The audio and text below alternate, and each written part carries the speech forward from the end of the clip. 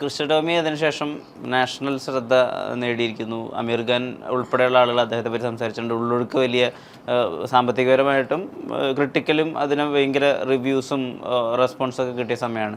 ഇപ്പോൾ അദ്ദേഹമായിട്ടുള്ള ഇൻട്രാക്ഷൻസും സംസാരങ്ങളും നടക്കാറുണ്ടോ? വിളിക്കാറുണ്ട്. പിന്നെ ഞാൻ കാമുകിൽ ജോയിൻ ചെയ്യുന്നതിന് മുന്നേ പുള്ളി നാഷണൽ അവാർഡ് വിന്നറാണ്. അതെ അതെ. അപ്പോൾ എനിക്ക് പക്ഷേ പുള്ളി അങ്ങനത്തെ ഇതുവരെ അങ്ങനെ നാഷണൽ അവാർഡ് വിന്നറിൻ്റേതായിട്ടുള്ള ഒരു വൈബ് എനിക്ക് തന്നിട്ടുണ്ടായിരുന്നില്ല.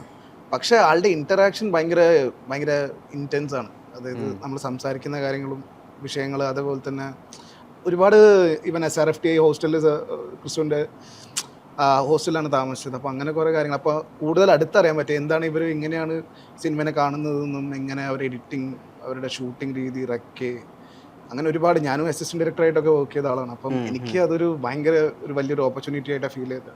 പിന്നെ പ്രത്യേകിച്ച് അവർ പഠിക്കുന്നതും കൂടി ടൈമാണല്ലോ. ഒരു പ്രൊഫൈൽ ലൈക്ക് ഒരു ഫിലിം മേക്കിംഗ്, അതായത് ഇപ്പോൾ SRFTI പ്രൊഡ്യൂസ് ചെയ്യുന്ന ഫിലിമാണല്ലോ. അപ്പോൾ അവർക്ക് അവരുടേതായിട്ടുള്ള ബഡ്ജറ്റ് കൺസ്ട്രെയിൻസിൽ പോലും how they are doing it. പിന്നെ സൗണ്ട് ആണെങ്കിലും അതിൻ്റെ സിനിമാറ്റോഗ്രഫി ഡിപ്പാർട്ട്മെൻ്റ് ആണെങ്കിലും എല്ലാ ഡിപ്പാർട്ട്മെൻറ്റും ഭയങ്കര സ്ട്രോങ് ആണ്. ലൈക്ക് ഒരു വിഷന് വേണ്ടിയിട്ട് ഒരു സ്റ്റുഡൻറ് വൈബായിരുന്നു. എന്താ അന്നേ ഉള്ളൊഴുക്കിനെ പറ്റിയിട്ട് ധാരണയുണ്ടായിരുന്നോ? അന്ന് പറഞ്ഞിട്ടുണ്ടായിരുന്നോ ഇങ്ങനെ ഒരു ഫിലിം, ആളുടെ ഒരു നാടിനെ ബേസ് ചെയ്തിട്ട്, ഒരു വെള്ളപ്പൊക്കം ബേസ് ചെയ്തിട്ട് ഒരു ഫിലിം ആണ്. അപ്പം തന്നെ ലൈക്ക് നമുക്കറിയായിരുന്നു എന്തായിരിക്കും it is gonna B A mile stone. എനിക്ക് ഉറപ്പായിരുന്നു. പിന്നെ ഓഫ് കോഴ്സ് സ്ക്രിപ്റ്റിന് അതൊക്കെ ഭയങ്കര സന്തോഷം തോന്നി.